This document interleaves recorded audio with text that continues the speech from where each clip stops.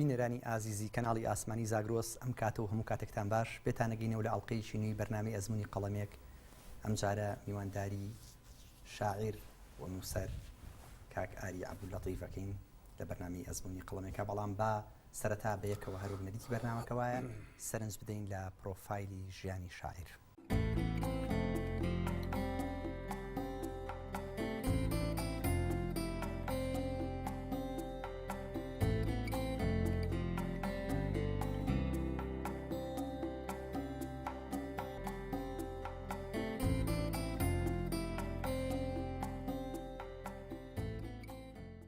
کاگاری بەخێربی بۆ بەرنامەی ئەزمموی قەڵەمێک. منای خۆی بەخشندەی مێرەبان، سپاس زاگرۆس، سپاس کاکامانج، سپاسدانەکەم. ئەمڕۆ هەم خۆشحاڵم و هەمیش خۆشحاڵم بەوەی کە بە دیداری ئێوە بینەران شاد دەبم. خۆشحاڵیش نیم بەوەی کە لەسەر ئەزمموی خۆم و قەڵەمی خۆم و لانی کەم قسە لەسەر شاعیربوونی خۆم و شعرەکان مەکەم. بەڵام واجبێکی شێ لەلایەن تۆ کە بە جۆرە لە جۆرەکان هەندێک پرسیار لەلایەن خوێنەرەکانت بەجێماون کە وەڵامیان بیتەوە وەڵامیان چم کرێت. با لێ بگەڕین دەست بکەین بە بەرنامەکەمان بە حیوار بکەین لەبارەی هەندێک لەو بەرهەمانی کە تۆ هەد بووە. دیارە تۆ ئەوەندی من ئاگادار بم زیاتر لە دە کتێبت تەلیف کردووە بەرهەمهێناوە، بەڵام ڕەنگە لەم بەرنامەی ئێمە نتوانین فریای هەمویان بکەوین. هەوڵێن حیوار لەبارەی هەندێک لەو کتێبان و لەو بەرهەمانی ئێوە بکەین. سەرەتا من ئەمەوێ بەم کتێبە دەست پێ بکەم کە قەسیدەیەک لە خۆیەگرێ بە ناوی فڕین تا یەقین. ئەمێ دەست پێ پرسیار لە ناونیشانی ئەم کتێبەوە کە سەرنجی من وەک خوێنەرێک ڕاکێشا قسەکردنی ئەوەیە لەسەر یەقین لە کاتێکا شەعر لە شوناسێکی خۆیە قسە و پاسێکی تر هەڵەگرێ بەوەی کە هەمیشە شاعیران هەوڵیان هەڵپەیان بۆ ئەوەیە دەست بۆ میتافۆر بەرن وا لە ناو ئەم میتافۆرەیە خەیاڵ فراوانی شاعیر زاین دەبێت کە بەشیش پەیوەندی بە ئەندێشەی خۆیەوە هەیە. کەواتە هەمیشە شاعیر ئەو داڵە بۆ ڕوژاندنی پرسیارگەل و زۆر جاریش بۆ دروستکردنی گومان. بەڵام ئەوەی سەرنجی من ڕاکێشا ئەوەیە کە ئێوە وەک شاعیر قسە لەسەر یەقینەکەن. بەڕاست واجبی شاعیرەوەی یەقین ساخ بکاتەوە. ڕاستی ئەو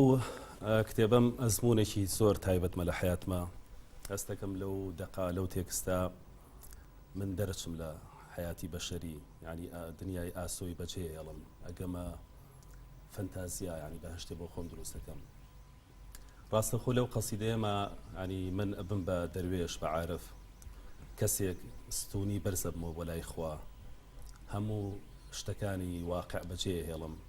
ناچارم لە دنیای دەرەوەی خۆم قسە لەسەر بوون و وجود و دیفاکتۆی واقعی تاڵی سەردەمی ڕۆژگاری خۆم بکەم. ئەو قەسیدەیە لە یەکەمەوە هەتا کۆتایی بە یەک نەفەس نووسراوە. ڕاستە وەک پێویست لەوانەیە میتافۆریتیانە بێ، وێنەی شعریتیانە بێ، بەڵام وێنەیەکی گەورەتریتە ئەم وێنەیە لای من وێنەی شاعیربوونە بەمانە مەولانایەکی، بەمانە حافزیەکەی، بەمانە شیرازیەکەی. باشە ئەو مانای مەولایی بوون و سەهرەوەردی و حافز و حەلاج و هەمووی معنای متەسەوفە و ئەگەر بەرزتر لێ بڕوانین، ئەگەر قوڵتر لێ بڕوانین قسەکردن لەسەر ئەدەبی عیرفانی، بەڵام پێت وایە بەنووسینەوەی حەسرەتەکانی خۆی تر تۆ داخڵی ئەم کایە ئەبی پڕ لە زمانی حەسرەتی تۆم. شعر نووسینەوەی حەسرەت و نووسینەوەی ئازارنی ڕاستی هێندە گەڕانە بە شوێن بەدیلە، بە شوێن ئەلتەرناتیڤە. لانی کەم هەرچەنە من بڕوام وایە کە شعر وەزیفەی نییە بە هیچ شێوەیە، بەڵام ئەرکی پێدرێ. لە فڕین تا یەقینا من ئەمێ بە شوێن جوانیا بگەڕێم، وەک چۆن شاعرانی پێش خۆم بە شوێن جوانیا گەڕان، بەڵام نەیان دۆزیوتەوە. بە جوانترین گەڕان ئەوەیە بگەڕێیت و شت نەدۆزی. شاعری بێت چارەسەر بدۆزێتەوە؟ نەخێر، ئیشی چارەسەر نییە. مەبەستم چارەسەری خودی خۆم، ینی ئەو بۆ ئازار نا، بۆ برینەکانم نا. من وێنەیەکی جوانتر بە شعرێم. شعر ڕاستە ئەرک وەزیفەی نییە، بەڵام خودی جوانەکەی بۆ خۆی ئەرکە. ینی گوتاری شعری پێویستە وابێت کە قسە لەسەر بوون و دنیای دەرەوەی واقع. ئەگەر تۆ حەسرەت و نیگەرانەکانی خۆت نانووسیتەوە لە ناو دیوانەکان؟ بۆ نا، من تا ئێستش بۆ نیکی مابارانی هەڵەبجە و ئەنفالم لێیە، وە کوڕی خان و گڵینەکانی هەڵەبجام، وە زۆر جار بۆنی کتێبم لێیە. ئەوەندەی کە هەستم کرد بێ زۆر جار پێویستە شاعیر لە دنیا بچکۆلەیە زۆر سادە و نۆرماڵەکەی خۆی دەرچێ بێتە ناو واقع، بێتە ناو دنیای دەرەوەی مرۆڤەکانی ترواتە پێویستە چۆن مەحوی ئاسا قسە لەسەر دیوی دووەمی ژیانەکە دیوی دووەمی مرۆڤەکانی ترەکە لە ئازارە زۆر سەرەتایەکانی خۆی دەرەچێ پێویستە شاعیر بم چەشنە بیر بکاتەوە نەک ئازارە زۆر چتەنا واقعی خڵشترەوە هەر لانی کەم ئەبێ قسە لەسەر وجود و بوون و کێشەکانی کەچی لەگەڵەوە شاتۆ ئەڵی دایکە بەیانی لە خەڵ هەڵناسن لە شعرێکتا واڵی زۆر کە دوای من لە دیوانەکان تایە مەسەری یعنی ئەوەنە تەبەڕابوون ئەلانەکەی زۆر جار پێت خۆشان هەڵنەسی لە خەڵ زۆر جار من لە شعرازانی چۆنە قەناعەتم وایە یاخی بوون نامۆ بوون انحراف تەمەڕوت هەموو ئەم شتانە ئەم ئایکۆلانە پێویستە شاعر جێبەجێ بکە چونکە ئەرکی شیعر دووبارەکردنەوەی واقع نییە ئەرکی شیعر قسەکردنە لەسەر ئەودی و من هەموو جارە وتومە کێشەم بۆ دروستە بێ ئایا شیعر چییە من قەناعەتم وایە شیعر پێناسەی نییە بەڵام خۆ بە دیوەک لە دیوەکانە شاعرێک دەتوانێت قسە لەسەرەوە بکە وەک ئەرکێکی ئەخلاقی خۆی قسە لەسەر شیعر بکە بڵێ شیعرچیان پێناسی کۆنکرێتیش نەبێ لانیکەم خۆ ئەتوانێ سێوێک هەڵاتە ئەو گۆماوە و گۆماوەکە بشڵەقێنێ من قەناعەتم وایە شیعر دەرەنجامی نێوان بیرکردنەوەیکی قوڵە تەئەمل و تێڕامانێکی زۆر بەرفراوانی جدی لەسەر هەموو کایەکان پێچەوانەی زۆر شاعری گەمژە کاڵم شاعری گەمژە لەگەڵ ڕێزمە ئەو شاعرانە کە شاعری ئەسڵ و پلێتن گەمژەنین بەڵام هەندێک شاعری پەنا و پەسێوی خۆ دەرپەڕیوی هەندێک مؤسسەی تایبەت لە ڕابردووە بۆ سەردەمی مەلیکەکان و لە سەردەمی ڕۆمان و یۆنان هەتا بە ئێستەی واقعی خۆشمان ئەبینە هەندێکیان حیزب شاعر دروستەکە من باس لەوە ناکەم ئەڵێم هەمیشە بێ ئەو شاعرانە ئیش لەسەر نێوانی دوو ڕووبار نێوانی دوو ڕۆح نێوانی هەست و نەست شعور و لا شعور بکەن چونکە پێم وا بێ شعر تەنیا زمانی هەست نییە و شعر تەنیا زمانی نەست نییە ئەبێ لە نێوان هەست و نەستا شتێکە بەبێ من بیدۆزمەوە زۆر جار ئەوەی کە من ئێڵم نەهەستە و نەنەستە ڕاستە هەندێک بە هەستەوەری شعر ئەنووسێت و خۆشم بەم چەشنە بووم شەهیدێکە حاڵەتێکە ئەبینرێت تەسیراتی قوڵ بەسەرتەوە دروستەکە بەڵام زۆر جاریش هەندێشت و نووسی و پەیوەندی بە واقع و ڕۆژگار و تەمەن و سەردەمی خۆمەوە نەبووە دوای 100 ساڵ لێکۆڵی لەسەرم شعرەکرێ لە شعرەکە ئاڵێم ئەو ڕۆژی کە ئەمرم 1 مەتر بەفرە بە ئەوە کە دواترێمە قسەی لەسەرەکەین بەڵام کاک ئاریلیامێ ڕاوگرم بم بورە باس لەوە کرد کە تۆ شاعریشی هێشتا لە خان و قڕینەکانی هەڵەبچۆیت و لەناو معاناتی ئەو کیمیاباران و ئەو تراژیدیا گەورەیەوە کۆمەڵێک حەسرەتی خۆتە هەیە هەک بەکە پڕە لە نیگەرانی بەڵام باز لە فڕینەکەی بۆ هەموو نیگەرانی و گەیشتی بە فڕین مەراقێکی ناوە چییە لای زۆر لە شاعران ساغ بووتەوە تۆ پێی گەیشتی من قەناعەتم وایە لەو ئاەتەوە کە فەرمی حتا ئەتاه اليەقین حتى يأتيكم اليقين حتى يأتيكم اليقين والله قەناعەتم وایە مرۆڤەکان هەمویان ئەگەن بە یەقین بەڵام تێکۆشانێکی زۆر ناوەکی ئەوێ شەڕشێکی گەورە و سەورەیەکی فعلی ڕۆحی ئەوێ بۆچی ئەبێ شاعرانی سەردەمی تراژیدیا و کلاسیزم لە وڵاتانی کۆن و هەتا کلاسیزمی کوردی وەکو ئەو شاعرە گەورانی وەکو ماحوی و نالی و ئەمانە گەشت بنێقین بۆی ئەمە نەکەین پێم وا بێ ئێمە شەمان ڕێژکەی مەقسەسە فڕین کرد فڕین قەناعەتم وایە ئاری خواستیشی ناوەکی شاعرە زۆرێک لە شاعران ئەو خواستە ناوەکییانە بۆ فڕین تۆ گەیشتی ئێمە گەشتوین من قەناعەتم وایە ئەگەر نەگەشتن بە جۆرێک لە سکوونەت لە دنیای دەرەوەی لە ئاسمان قەناعەتم وایە ناتوانم هیچ بنووسم ئەوەی کە من ئەینووسم لانی کەم ئەو وەجد و حاڵەیە کە لێم دێ لە کاتی شعر نووسینە یا لانی کەم قۆناغی شەطحاتی پەڕیتوە بەناو شەطەحاڕی من زۆر کتابەی ئالیە تەطبیقەکەی زۆر جار سوهرە وەردیانە زۆر جار بیرم کردوتەوە زۆر جار حەلاجانە خۆشم لەناو بردووە لە پێناوی گەشتن بە جوانی و حەقیقەتێکی ڕەها کە مرۆڤی ئاسایی نایبینێ یعنی کێشەی شاعیر بوون و ناشاعیر بوون ئالێرایە ناشاعیر بوون ئەو شاعرانن کە گەمژەن و گەمژانە بیرەکەنەوە هەمیشە لە دنیا ئاسوویەکی خۆیانە لە شەقامەکە شعرێکی سادە بۆ کیژۆڵەیەکە نووسن بەڵام دوجار ئەو شاعرانەی کە پڕ بە پێستیان جوانی و معریفە و ئەپستمۆلۆژیا هەیە قسە لەسەر فەنتازیا و ئیستاتیکا ئەکەن ئەم شاعرانە زۆر کە من و شاعری نوخبەشن بۆیە تو باز لە ڕەهاکی بووە لە لاپەڕیان زیاڵی بۆ تۆ گەڕێم ئەی هەموو شت ئەدەوێت ئەم زمانە ڕەهاییە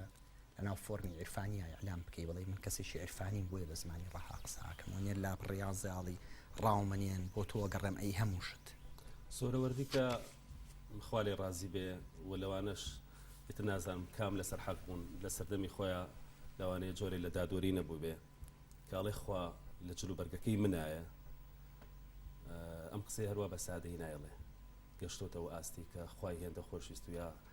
تەشبیه نەبێ خوای بینێ بێ هەنا قەت ناڵێ خوا لە جلو بەرگەکەی منایە یان حەلاج کاڵێ ئەنا الحەق من هەموو شتێکم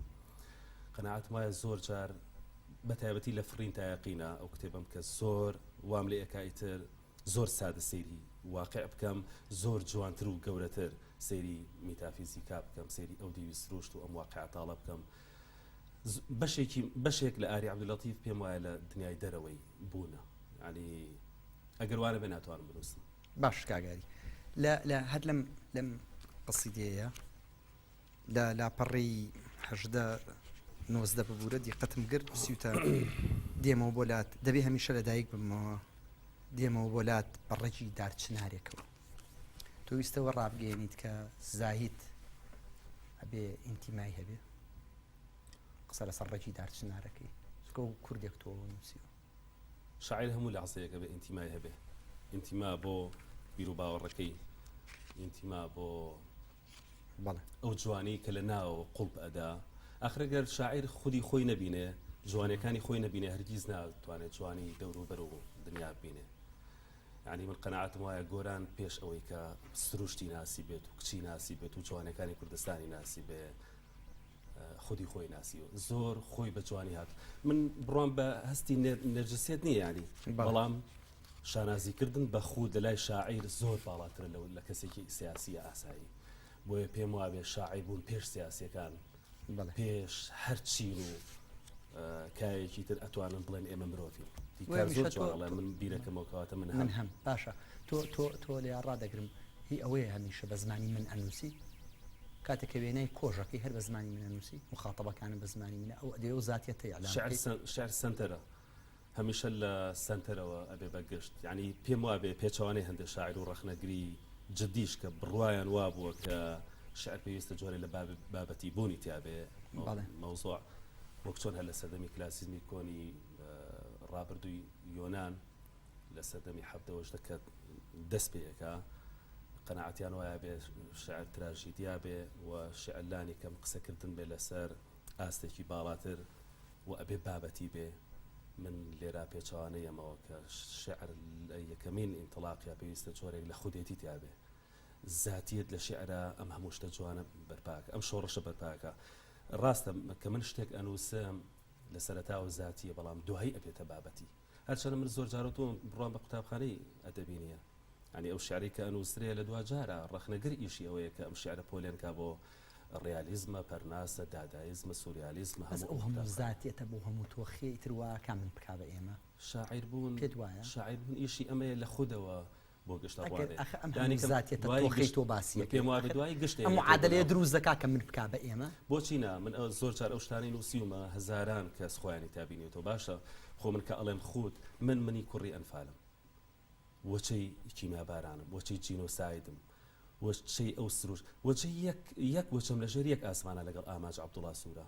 لەگەڵ ئەو هەموو خەڵکی کە دوای مخاتەبێ منەکە اختلاتی من خۆ لەگەڵ ئەستێرەیەکی ترانیە دوجار کە ئەو شتەی کە من ئەینوسم و بەرهەمی ئێنم بێگومان بە یەکێتەوە لەگەڵ هاونیشتمانەکانت لەگەڵ هاونیشتێ لە قەوزێک هاونیشتمانەکانم بەتەنیا ناوێ بە یونیڤەرساڵ هاونیشتمانەکانت بام شتێک پێڵم 100 ساڵ پێش ئێستا گەر قەسیدەی نووسرابێ بە زمانی مرۆڤ هیومانیزم مرۆڤگەرا پێش سەردەمی ڕێنسانس ئەگەر نووسرابێ کە بڕوایان زۆر بە خودیەتە بووە قەناعەتم وایە لە سەردەمی ڕێالیزم و هەموو ئەم ڕێبازانەی ترا لە سەردەمی نوێگەری و ڕۆشنگەری بیری تازەی مۆدێرنێدا قەناعەتم وایە ئەو شعرە ئەگەر توانی بێتی سنووری گەرمیان و کوێستان تێپەڕێنێ وەکو خۆی ئەمێنێتەوە بەڵام ئەگەر شتێک لاموبالات بەرامبەر بە دنیای خۆی نامێنێتەوە شت من قەناعەتم وایە شعر لەحزەی ڕازگۆیی بەرهەمی ئەهێنێ ئەم ڕازگۆ بوونە ئیتر 100 ساڵ پێش ئێستا بێ و 100 ساڵ پاش ئێستا بێ هیچ جیازێکی کاگاری ئەم کتێبەکە یەکری بەدەستەوە لە پەڕێ یەکەم و تا کۆتایی قەسیدەیەک پرسیارەکەی من لەوانەیە هیچ خوێنەرێکیش ئەوە بێن ئەکرا ئەمە لە ناو دیوانێک کاتژی بێتەوە یان تۆکۆی کە لە کۆتایی ڕاوگەیان و واجبێک بوو ئەبێ جێبەجێ بکەیت هەلە بەرەوە بوو ئەم قەسیدەیە لە کتێبێکا چاپ کرد ئەزمموی پێش فڕین تاقین و ئەزمموی دوای فڕین تاقین زۆر جیاوازە ئەبێ ئێمە من بۆیە وتم من بەڕاستی لەگەڵ هۆراسی گەورە شاعیر و گەورە ڕەخنەگری ڕۆمانیانیم کاڵێ پێش هەموو کەسێ پێویستە شاعیر ڕەخنە لە خۆی بگرێت ئاین بەڕاستی لە چکە گۆشەی تو لەگەڵ قوتابخانەکانانی لەگەڵ ئەم فیلسوف و بیرمەندانیانی کەچی هەمیشە پەناشیان بۆ بێیتەوە زانین منەوە تا مثلا لە سەرەتای بەرنامە ئەڵم لەگەڵ مەدرسەی ناوتم لەگەڵ کلاسی زمانی وتم لەگەڵ هۆراسانی وتم لەگەڵ هۆراسشانیت لەگەڵ هیچانە ئێمە یەک جەدەلی جوان بکەین شاعیر بوون لەحظەیەک من نازانم بۆچی شاعرم شتێکی کلاسیکی هەیە شاعیر شعری هەڵبژاردووە شعر شاعیر هەڵبژێرێ ئەم من ناڕۆمە ناوم جەدەلە خراپەوە بەڵام قەناعەت وایە من لەگەڵ لەدایک بوون ما جۆرە لە شاعیر بوون لە کاتە ئیلهامە مەسەلەکە ئیلهام پێچوانی هەم بۆ شخصانی کەڵەن فێر بوونە ئیلهامە بەڵێ بەشێکیشی جۆر من شعر پیشەسازی نییە شعر پیشە نییە ئامادەی پێشوەختی ناوێ بە هیچ شێوەیەک ئەوانەی کە قەناعەتیان وایە شعر فێر بوونە باوەڕکشۆ پێ بکەن لە سەردەمی ڕابردوو هەتا ئێستا کە قەناعەتیان وا بووە وەک لە کتێبی هونەری شعری ئەرستۆ و دوای ئەوەش سیسرۆن و هەندێکی تر لەو بابەتانەی کە کتێبیان هەیە لەسەر شعر بەتایبەتی بۆیە ئەگەڕێم بۆ کۆنەکان چونکە خەڵکێک زۆر بڕای بە کۆنەکان هەیە کۆنەکان بە دانسقە ئەزانن من ڕێزم هەیە بۆ کۆن بۆ نەوەی ڕابردوو کە توانیوانە ئاسمانەکان تێک بشکێن و وشە ببارێنن بەڵام دوجاریش سەردەمی نوێ پێویستی بە خیتابی تایبەتێ من قەناعەت وایە شعر یان شاعیر بوون لە مناڵیەوە لەدایکە بێ لەگەڵ شاعرە قەناعەت وایە شێرکۆ بێکەس پێشەوەی کە باوکی شاعیر ئەگەر باوکی شاعیر نەبووە خۆی شاعرە بوو ڕاستە بەشێکی ئەجوا دەوریە بڵشتێکی فتریە بەشێکی سروشە بەشێکی ئیلهامە بەشێکی دنیای دەوریە ئەو ڕامانگرایەتی لە سەرەتای بەرنامەکەیان باست کرد بۆ خۆی ئەمە حزورە ئەمە ئامادەیی پێشوەختە بۆ نووسینەوەی شعر خۆگەر قرار بێوا بێ کەسێک لەناو ئەو هەموو قەرە باڵغیە لە دایکە بێ و ئەشوێ بە شاعر ئەگەر وا بێ ئەگەر مەسەلەکە بڵێ جۆرە لە زانست و فێربوون و نەخێر من هەرگیز وام نەوت من ئەمەیە ئەم ڕای تۆ ساخت بکەمەوە من ئەڵێم ئێستاکەکەم من ئەڵێم من باسی پیشەسازی نەکرد من قەناعەت وایە هەر بە مناڵی شاعیر لە یەکێ لەم کتێبانەش تاڵی لە سێوی لە هەڵوژی 16 مینر چەند تۆ 16 هەرچەند باسی هەڵەبجاکی بەزەڵی من بە مناڵی هەر شاعیر بووم باشە بەڵام ناقسەی من لەسەر ئەوە نییە کە پیشەسازیە و کەرەسەیە و نەخێر قسەی من لەسەر ئەوە بوو کە شاعیر لە سروشێکەوە ئەوێ بە شعر ئیلهامێکە وای لێکای بە شاعر تۆڵی بە جۆر لە جۆرەکان فطریە هەر لەگەڵ لە دایکبوونە ئیترەمە شاعرە ئەو شاعری کە هیچ ئامادەیەکی پێشوەختی نییە نا بەتەئکید هەیەی چۆن کە من چاوم کردەوە لە ناو کتێبخانەکەی باوکمان بۆ ئێستا شەستەکەم بۆ کتێبم لێ کاتەکانی دەوروبەرە لەسەرە بەڵام دوای ئەو بەڵامە باسا بکەین ئاری عەبدولەتیف هەر خودی خۆی نیە لەو بنەماڵەیە بۆچی ئەڵێم ئێمە لە ماڵەوە چوار کەسین باوکم دایکم خۆم شعر بۆ نەموت خوشک و براکانیشم هەیە لە ماڵە بەیەکەوە جست و جوەکەین و دەردەشایەکەین لەسەر ژیان بۆچی لە ناو کتێبخانەکەی مەلا عەبدولەتیف بامۆچیەوە بتەنیا ئاری عەبدولەتیف ببێتە شاعیر یعنی ئەوانەی تر خوێنەر نین ئەوانەی تر نزیک بە کتێبخانەکەی مەلا بامۆچی نەبوون نا قەناعەت وایە بەشێک لە شاعیر بوون ئیلهامێکە لە ئاسمانەوە بۆی دێ ینی ئەمە هەستێکی نێرجسی نیە بەڕاستی خەڵکێک وا تێنەگا ئەمە جۆرێک لە مزایەتەکە بەسەر شاعیر بوونی خۆیەوە هەتا ئەم لە عسەیە جۆرە لە کیبرم بۆ دروست نەبوو لە دوای هەرنووسینی شعرێ بەڵام کەوتومەتە هەلەکە سەمای خۆم بەڵام لە دوای ئەوە شایم گێڕاوە لە دوای نووسینی هەر قەسیدەیەک هەستم کردو منها و قسە لە شاید گێڕاوە بۆ هەموو اختیرا لە دوای هەر ئازارێک لە دوای هەر میحنەتێ لە دوای هەر لەحظە ساتێک کە شعرێکم نووسی بێ لە دوای هەساومەتەوە هەڵپەڕی و لە خۆشیانە اینجا ئارام خەوتم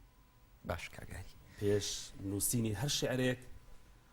تا ئاستی فەنابوون فەنابووم بەڵام لە دوای نووسینی هەر قەسیدەی هەستم کردووە سەر لەم لە دایک بوومەتەوە باشە بە کاگاری لە ختامی ئەم کۆتایی ئەم قەسیدەیە ئەمەدی ئەلان کردووە مردن هەروە سادە نییە مردن هەروە سادە نییە مردن هەروە سادە نییە مردن هەردووە سادە نییە ئەم پێڵەن ئوستوبی تەوکید وانە شێوازی دڵنیایی بەکارێنیتەوە ویستە تەجاوزی شاعیرەکانی تر بکەی کاتێک قسە لەسەر مردنەکەن لە دەرەوەی لایانی فیزیکی و ئەوەندە مردن بۆ هەموو پرسی و گرانیەوە ئیعلانەکەیت بە ئوسلوبی تەوکید 4 جار لەسەر یەک. لە کۆتایی قەسیدەی فڕین تایقینە ئەگەمە جۆرێک هەم لە تەشاؤم هەم لە تەفاوت، یعنی با قسەکە وا لێ بکەینەوە کاڵم مردن هەروە سادە نییە. دوجار جۆرێک لە گڵۆپی سەوز بۆ خۆمەڵەکەم کەیتر ئەوەی لە ڕابردووە منێکی ئاسایی کرد بێتم لە دووبارەی ژیانم لە دوای فڕین تایقین ئەبێ بە چەشنێکی تر بێ. قسەکردن لەسەر مەدەن بەڕاستی منی متەحیر کردو وەکو زۆربەی شاعرانی تر وەکو زۆربەی فەیلسوفانی تر کە لە مێژوە ئەی خوێنینەوە دەستەوەسان لە بەردەم مردنە. بەڵام من قەنەعەتم بە مردنێکی جوان هەیە. زۆر جار داوام کردووە کە ئەو مردنەی کە ڕوبەڕووی من ئەبێتەوە لانی کە مردنێکی ناشتین نەبێ، لانی کەم خوێنەوەی جدی بۆ بکرێ لە نەوە دوایینەوە. من حەزەکەم بە پێوە بمرم، یان زۆر جار حەزەکەم نەمرم. زۆر جار لەوانەیە شعر هەوڵیا بێ کە شاعیرەکە نەمرێ، بەڵام من تەسلیمە لە بەردەم مردنا، چونکە مردن هەستەکەم جۆرێکە لە عەدالەت و پێویستە هەوڕێشی بۆ بدەین. باش دەمەوێت بمرم قەسیدەیەکمە سێ بەرتی تر بخەمە سەر پشتی قەبرستان، چەند لافتەیەکی ڕەش زیاد کەم بۆ دیوارەکانی شار، پرسەیەکی تر بۆ مزگەوتێکی چۆڵ. یعنی ئەم هەوڵدانەی من بۆ مردن پێم وابێت جۆرێک لە جاویدانی پێبەشێ. پێچەوانەی هەندێک خەڵک کە ئەمرن و لە ناوەچن تۆ بڕوانە مێژوو بۆ شاعیران ئەمێننەوە و ناوی 4 سیاسیم پێ بڵێ لە شۆڕشی ڕێنسانس، ناوی 3 سیاسیم پێ بڵێ لە شۆڕشی لە بزوتنەوەی هیومانیزم لە قڕونی وستا. لایانی ئەدەبیە باشە بۆ شاعیران ئەمێننەوە لە مێژوە. لایانی سیاسیش کەسانێک ئەمێننەوە کە من نامێ سیاسەکان هەمیشە ئەمرن. کاگاری بەرنامەکەی من ئەدەبیە با نەچینە ئەو فۆرمە با بێنەوە ناو هەر بێمەوە سەر قسەکانی جەنابتان کە وتە مردن من زۆر جار خۆمی لێ دەرکەنار ناکەم و چاوەڕێیەکەم کەسی لە دیوانی شترتانە ڕەنگە ژیان بمرێ و من نەمرم. ئەمە ناو نیشانەکەیەتی لێرەوە بە جۆرێکی کە تۆی ئەلانی مردنمان بۆکەی مردن بۆ هەموو گەورە و گرانی و قورسیەوە کە لێرەیە لە خیتامی فڕین تایقینە ئەلانە کردو لێرەشە زۆر بە زمانێکی سادە پێماڵەیە گەرژیانیش بم بێ لەوانەیە من هەر نەمرم. بەڵێ ئەزمموی مەساڵی 2004 بەڵێ ئەو 2004 ئەو 2010 ئەم دوجار کاگاری نووسیوێتی مە ئاری عەبدولەتیف نووسیوێتی ساڵەکان شێک کاگ ئامانج ئەبێ ئێمە شتێک جیاکەینەوە ڕاستی. شاعران هەمیشە وێزگە و قۆناغیان هەیە بۆ نووسین. من کتێبێکمەیە گوڵوکەوان بە لووتکەی ڕۆمانسێت ناودێرم کردووە، بەڵام لە فڕین تایقینا من ئەبمە کەسێکی عارفیت لێ جان بخۆم پرسیارێکم هەیە لەو بارەیەوە لە جەنابە لە زۆر شتی کە شەرەوەنا من ئێستا واد لێکم پرتەکەم لە پرسیار بۆ ئەوی کە جوانترین وەڵام پێشکەشی تۆ بینەرە خۆشەویستەکانی ئەزمونەکەی جەنابە بکەم. شاعیر لەحزە بە لەحزە گۆڕانکاری بەسەراتێ، بەڵام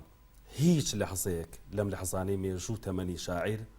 گۆڕانکاری بەسەر گەڕان بە دوای جوانی و وتنی نەوترا و شتە جوانەکانە نایەت. یعنی ئەکرێ من لە سەردەمێکە جۆرێک لە ڕۆمانتیکیەت لە بەدەنم بڕشێ لە ڕۆحم بڕشێ، ئەشکرێ لە لەحزەیەکا من هێندە لە خوا بپارڕە بۆ ببمە بوو کە شوشە. ئەزمموی ڕەنگە ژیان بمرێ و من نەمرم جیاوازە لە سەردەم و سەروەختی ئەزمموی فڕین تایقین. کاگاری پێشوی بیدە سەر وەڵام بمبورە ئەگەر کەوانەیەک بی بە من تۆ باز دەواکەی شاعیر مەرج نییە بە ستاندارد لەسەر یەک شێواز یەک ستایل کار بکوانیە کەچی لە سەرێکی کەشەوە بۆ هەموو زمانی ڕەهای و لە سەرەتای بەرنامەکە باسل لە ڕەها کرد باسل لە یەقین کرد من دوالیزم نییە لەم حیوارەیە ئاساییە دوالیزم لە شاعیرە هەبێ. بۆچی ینی سەیری شاعیرانی ڕابردوو بکە لە یەک لەحزە ئاشتن لەگەڵ خوا لە یەک لەحزە کفرەکەن بەرامبەر بەخوا. یعنی ئەمە لەحزە ساتێکی ڕازگۆییە کە من تووڕە بم بە زۆر جار ینی شاعریش مرۆڤ بە دوجار من پێچەوانی هیوارێکی زۆر ئەحوانەکەی لەم بەرنامەیە من پێچەوانی مناقەشێکی سارد ینی کاگاری نەنی گەران بووە و نەپەستە و نەعەوداڵە بەرامبەر من دانیشتوە حیوار لەسەر شعرەکانیەکەین سەرەتای بەرنامەکە باز لە یەقین و ڕەهاکەین من لە سەرەتا 2000 جامەرجیش نییە لەحزەیەکە و ینی کات حزوری هەیە لە لای شاعر. بۆچینە ینی ئەبێ ئێمە هەمیشە جۆرێک لە ئازادی ڕەها بەخشین بە شاعر. شاعر هەتا پەڕووباڵی ئازاد نەبێ ناتوانێت بنووسێ. یعنی ئەکرێ من 10 ساڵ پێش ئێستا قەسیدەیەکم نووسی بێ، ئێستا لەگەڵ هەندێ دنیابین و تەسەوریانم، بەڵام نایدرچێنم، خۆشمەوێ. ئاری عەبدولەتیف 10 ساڵ پێش ئێستا قەناعەتی وا بووە کە بوون بەم جۆرەیە، لە ئێستا بە چەشنێک قەناعەتی وایە کە شەقام ئیعلانیشی ناکە. ئیعلانیشی شارەکانی خۆشە، ئیعلانیشی بکە و یانیکە هیچ لە پارسەنگەکە ناگۆڕێ.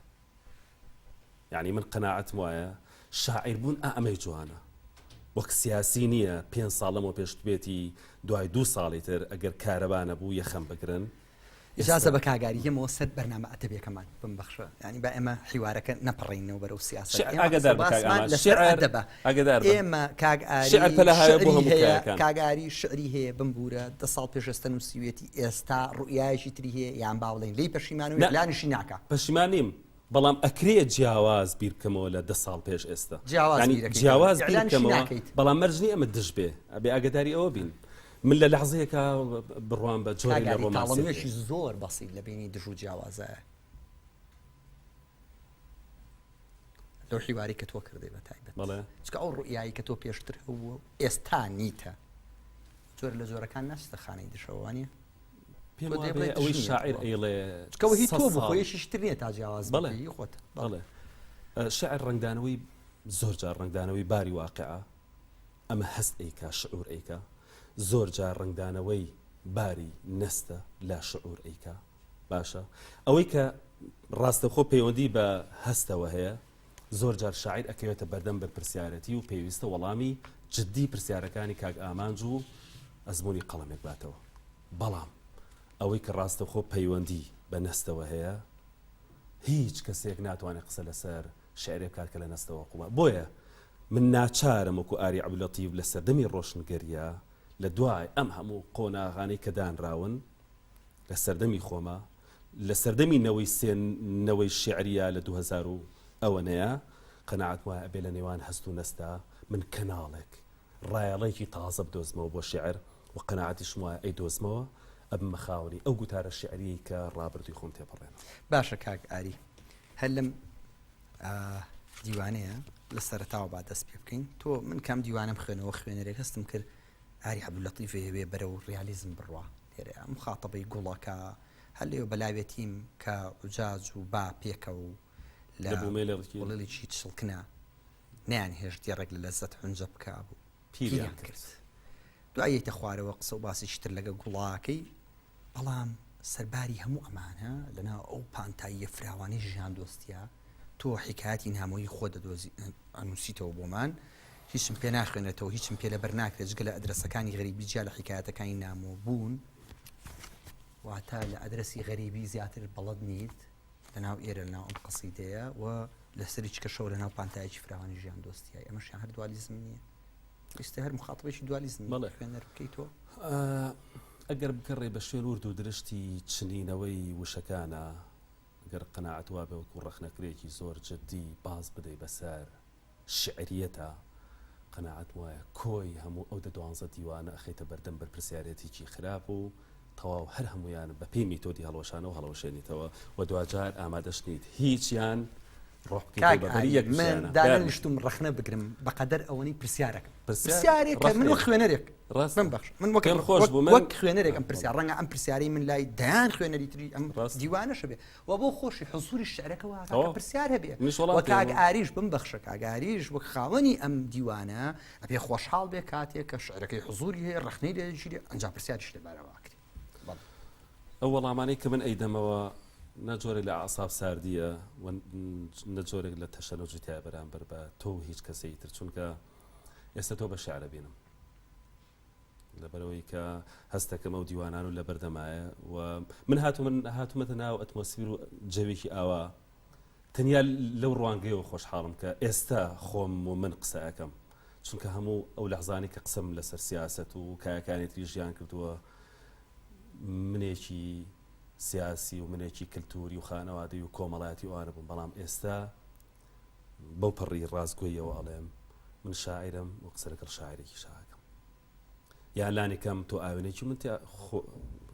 خۆم ئەبینمەوە لە من شاعر نیم شاعری بەوەی کە تەواوی ئەو ڕەخنەگرانی کە لە ڕابردووە ژیاون هەر هەمویان ئەبێت دوو جار شاعیر بوو بن اینجا توانیوانە دەست بۆ قسەکردن لەسەر یەک دێڕۆ تێکستێکی شعری هەر شاعرێک بەرن هەموو ئەو شاعرە گەورانی کە لە ڕابردووە لەدایکە بن هەموو ئەو ڕەخنەگرانی کە لە ڕابردووە لەدایکە بن بەداخەوە ئێمە ڕەخنەگرمان کەمە و لە مێژ و شالەوانەیە هەر پڕی مشتێ بێ بەشێکی زۆریان قەناعەتیان وایە لە دێڕی یەکەمی نووسراوەکانیانە کتێبەکانیانە قەناعەتیان وایە ئەو کەسێک ڕەخ ناگرێ بێ دوو جار مرۆڤ بێ دوو جار شاعیر بێ پاشخانێکی گەورەی معریفی لە پشتەوە بێ بۆ قسەکردن لەسەر ئەم دەقە واتە ئێستا تۆ جوانتر لەو شعرانە تەیەکی تا من یاریزانێکم لە ساحەکەیە تۆ لە دەرەوە سێمەکەی ئەزانی ناتاوەکان خەڵتەکان کەم و کوڕەکان لە گوتاری شعریە لە میتافۆڕی شعریە لە ئەزموری شعریات چییە کەواتە تۆ ئاوێنێکی زۆر جوانی بۆ من بەڵام قسە لێرە ئەمەیە ئەوەی کە من نووسیومە بەرهەمی منە بە درێژایی چەندین ساڵی ڕابردوو ئەوەی کە هەژار لە ڕابردووە نووسیوێتی و لە دوجارە هەژار هەمان هەژار مکریانی و قورئان ڕاڤەیەکە بۆ زمانی کوردی تەواو جیاوازە هەژاری چێشتی مجەوەر و هەژاری قورئان تەواو جیاواز است قەناعەتم وایە من چۆن شێرکۆ بێ کەس لە گۆڕستانی چراکانە شێرکۆیەکی دیکەیە و ئەلانیشتی ترەکە بەڵام لە پیاوێک لە دارسێوە ئەبێتە شاعرێکی ناڵم سیاسی بەڵام شاعری قسە لەسەر پیاوەیەکە پیاوێکی مجەڕەد کاک ئاری ئێمە هەردووکمان ڕەنگە بەشێکی زۆر لە بینەرانیش لەگەڵ ئەم ڕای تۆیان متەفقین یانی بەڵام من پرسیارەکەم لەبارەی شتێکی کە و کەمێ بگەڕێنەوە سەری ئەوەیە کە تۆ بۆ هەموو ژیان دۆستینە و ئەم قەسیدەیە کە من خوێنمەوە و بەتەنیا نەهاتوم ڕاستەیە بگرم بەدەستم و وشەکانی بە پێوم قسەم لەسەر ئەو نامۆی و اختیرابەیە کە تۆ باسیەکەی تۆ خۆت پێماڵێ ئەدرەسی غەریبی بەڵەدی و حکایەتی نامۆیمان بۆ جێڕیتەوە لە ناو ئەم پانتایە فراوانی ژیان دۆستیە چۆن جێگەی ئەمەت کردەوە من پرسیارە جدیەکەی منە بۆچی نەکاک ئامان من قەناعەتم وایە شاعیر هەمیشە هێندە ئەگەڕێ تا سەری لە زۆر شتەوەیەتە دەر بەڵام زۆر جاریش گەڕاکانی هێندە قورس و قۆڵ و ئەوە بوون نەیتوانیوە شتێک بهێنێتە دەستەوە بەڵام لە دوجارە لە ڕەنگەشیان بمرێ و من نەمرم ڕاستە ینی بەشێکی ئەو ئەزمۆنەی شعری من گەڕانە بە شوێن جۆرێک لە تێکەڵاو بوونا لەگەڵ واقع و پەنجە خستنە سەر ئەو ئایکۆنانی کە منی بە دەردی واقعەتی بردووە ینی زۆر جار لە هەندێک قەسیدا لەو قەسیدانە زۆر دابەزمە ناو دنیای ئاسۆ و واقعەکی زۆر تاڵ ینی زۆر جار لەوێ وابیرەکەمەوە کە من مرۆڤێکم بەسەر شەقامەکانە تێپەڕمەوە بێ هاوار بکەم دژایەتی هەموو شتەیەکەم سەر لە هەموو کوونکە لە بەرێک ئەدەم یعنی جیاوازی نێوان قەسیدەکان کات و شوێن کات بۆ شاعیر زۆر گرنگە ینی ئەگەر سۆراب شتێکی جوانی هەیە ئەڵێ با سادە بین چ لەژێر سێبەری درەختێکا و چ لەژێر پەنجەرەی بانقێک یعنی ئەگەر لەژێر پەنجەرەی بانقێکا بی تۆ بیر لە چیەکەیتەوە و ئەگەر لەژێر سێبەری درەختێکا بی تۆ بیر لە چیەکەیتەوە ئەڵێ مرۆڤ پێویستە بەم چەشنە بێ لەژێر پەنجەرەی بانقێکا بیر لە پارە نەکاتەوە لەژێر وەکو چۆن لەژێر درەختێکا بیر لە جوانی و سروشت و هەموو شتانە بکات و لەژێر پەنجەرەی بانقشا بیر لەمە بکاتەوە بەڵام قەناعەتم وایە من دنیای گلۆباڵ یعنی مەحوی ئەگەر لێرە بوایە ئەم شەو لە سلێمانی بوایە شتێکی ترێ نووسی کاک ئاری بەخشە باسی سۆراپە کرد کاریگەری شعرەکانی سۆراپای و ئەوەندە دەست بۆ سروشتە بیت من لێرە یەمەوە ناو فەلسەفەکانی ئەفلاتۆن لەژێر کاریگەری هەموو شتێکم چونکە شاعیر ئەوەی کە ئەیبینێ ئەوەی کە ئەیبیستی ئەوەی کە هەستی پێیەکە ئەوەی کە ڕامانی لێیەکە هەر هەموو ئەمانە بنم ماکی شعر شەهیدێک لە بەرەکانی شار بەیتەکەی یەتەوە هەڵەبجە چۆنە بێ ئاری عەبدولەتیف دەستەوەستان بێ ئەمە جگە لە گەمژەیەکی تر نییە من ناجوڵێنە مەگەر من مرۆڤ نیم هەستم نییە چۆنە بێ قسەی خۆم نەبێ چۆنە بێ نا بەڵام قسەی خۆمم نییە خۆ من مردوو نیم قەناعەتم وایە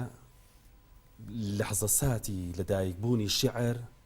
لەحزە ساتی ڕازگۆیی و گەڕانەوەیە بۆ ئەو خودەی کە پێویستە سەورە بکە هەمیشە شاعیران بە سەورەکانیان ماونەتەوە باشە کاک ئاری من بەخشم ماوەی بەرنامەکە کەمە لەبەرەوە بێ فریا پرسیارەکان بکەین لەلا پڕی دووە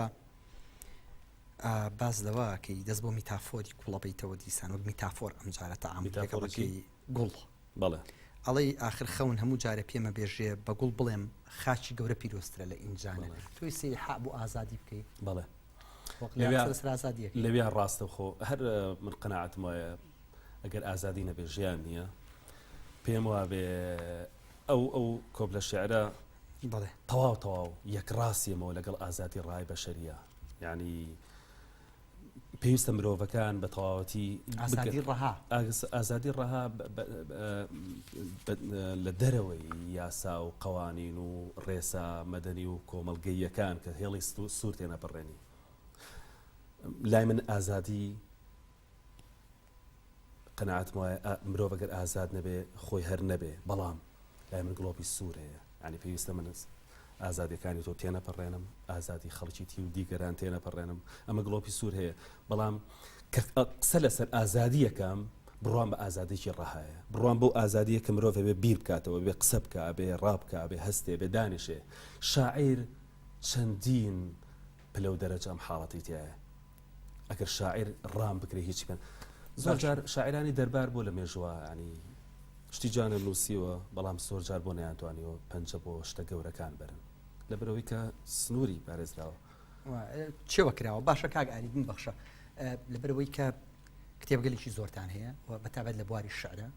بۆیە من ناچارە بم کە بەرنامەکە بە دووەڵقە تەواو بکەین کۆ تا پرسیاری ئەڵقەی یەکەمی ئەم بەرنامەیەم لەسەر تێکستێکتە بەناوی سڵاو ئەی مەرجی خۆم لە لاپەڕی سەتی ئەم دیواندا ڕەنگەشیان مرێ و من نەمرم ویستی ئەعلانی مرگ دۆستی بکەی و بە زمانی قسەکردن لەسەر مرگ ئەم تێکستە نووسی و هەز ناکەی خوێنەرێکی خوێنمەوە هەستم کرد بە جۆری لە جۆرەکان نائارامیەک بەسبوونێک تا ئاستی پوچگەراییش لەناو ئەم تێکستەیە بین وەک خوێنەرێک من وەک ئەوەی کە شێعر تەنەبوئاتە و پێشبینیە بۆ داهاتووی شاعیر قەناعەتم وایە مەرگ جوانترین دەستکەوتەکە مرۆڤ بە شێوەیەکی عەدالەت تووشی ئەبێ هەمیشە شاعران پەنایان بردوتە بەر جوانەکانی مەرگ سڵاو ئەی مەرگی خۆم وا بزانم لەسەر هەڵەبجەیە ئەو لەحزەیە کە من ئەمرم و لە دایکە بمەوە ئەمرم و لە دایکە بمەوە دەیان جار ئەمرم و لە دایکە بمەوە هەتا ئەگەمە سنووری خاکی وڵاتێکی بێگانە شاعرێک سێ ڕۆژ و سێ شەو لە سەریەک مرۆڤێک سێ ڕۆژ و سێ شەو لە سەریەک بە پێیپەتی بە بێنان و ئاو گاتە ئەوە بەڕای من دەستکەوتی مردن کە پڕە لە عەدالەت جوانترین دەستکەوتەکە تووشی ئەبێ بۆیە من دوو جار چەندین جار هەستم بەوە کردووە کە پێویستە سڵاو لەو مەرگە بکەم کەیەتە پێشوازیم و لە زۆربەی قەسیدەکانی تریشما قەناعەتم وایە کە مردن بۆ من جوانترین دەستکەوتە بێت و لە مردن ئاشتی تازە بەرەمهێنم لە کۆتایی ئەڵقەی یەکەمی بەرنامەکەیە پێم خۆشەکە بینەران لەگەڵ قەسیدەیەکی ئێوەیە بەجێبێڵین و ئەوە بکەین بە کۆتایی ئەڵقەی یەکەمی بەرنامەکەەوە بەسەرچە بەڵێ بینەرانی بەڕێز و خۆشەویستی کەناڵی ئاسمانی زاگرۆس لەگەڵ قەسیدەیەکی شاعیر ئاری عەبدولەتیف دەنگی خۆی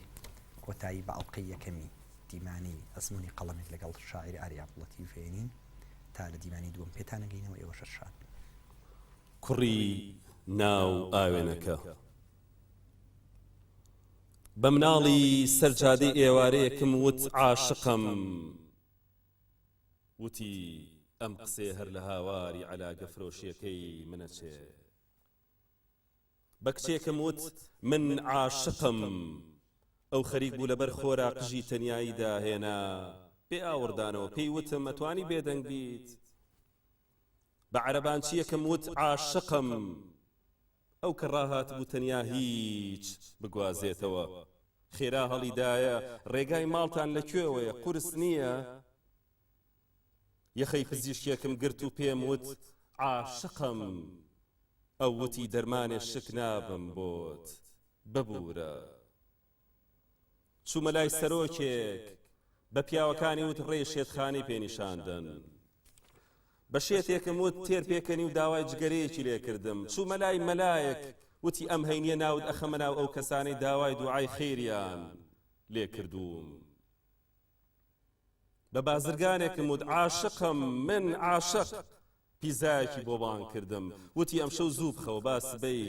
درەنگ هەستی بەدایکمم وت عاشقم وتی چیلۆ تەماتەکەت بیر نەچێ بە باوکمم وت لە تاو کتێب خوێنە وەڵامی نەدامەوە چوومە لای مامۆستایەکی هونەر پەیکەرێکی شکاوی تۆز لێ نیشتووی پیشاندا چوومە بەردەم میوە فرۆشێ سەبەتەیەک و چەند سێوێکی گەنیوی پیشاندام بە کرێکارێکم وت برام من عاشقم وتی ببوورە ئەم هەفتەیە بۆم ناکرێ و دنیاش گەرمە ڕام کرد بۆ لای ڕۆژنامە فرۆشێک ڕۆژنامێکی دامێ لەسەری نووسرابوو بە خۆڕایی بە کەناسێکم وت من عاشقم وتی شەقامەکە پیس مەکە بە توێکڵی گوڵە بە ڕۆژە و زەرفی جبسی پەتاتە چوومە لای مجەوەرێک کە خەریک بوو گوڵی کۆنی ئیمانی خۆی ئاوەدا لە تەنی ژووری مرد و شۆرەکە وتی سینیەکانم ژەنگ گرتوونی چێشتەکەم بەسەر چووە مۆسیقارێکم گرت هاوڕێم من عاشقم کەمانەکەی شاردە وتی شەڕی ئەو عەسفەم پێمەکە ئەدۆڕێم ئیتر چوومە بەردەم ئاوێنەیەک و هاوارم کرد من عاشقم عاشق کەچی ئەڕوانم کوڕێک موژەی سپی بووە و بە ئەسپایی لە ئاوێنەکەیە ئەگری